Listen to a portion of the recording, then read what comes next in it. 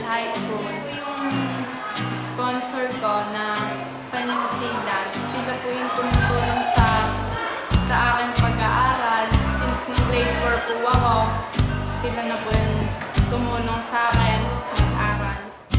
Masaya po ako dahil po sa bukod po sa ini-sponsoran po nila ako, lagi po nila akong binibigyan ng regalo, tapos ng sulat.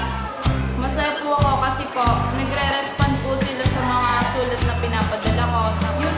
Yung mga sulat naman po nila na pinapadala po sa akin, na-inspire po ako kasi po kahit po malayo po sila sa akin, lagi po nilang sinasabing mag-ingat daw po ako sa sarili ko. Tapos po, lagi niya po sinasabing pinakamusta niya po kami.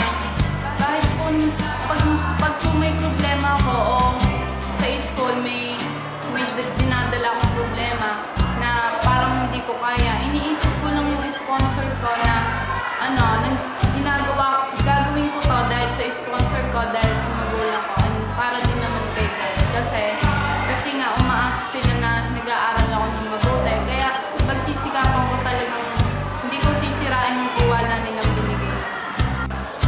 Hi sa sponsor ko na si John and Scott McDonald. Salamat sa pagsusuporta niyo sa akin. Hindi kayo nagsasawa. Sana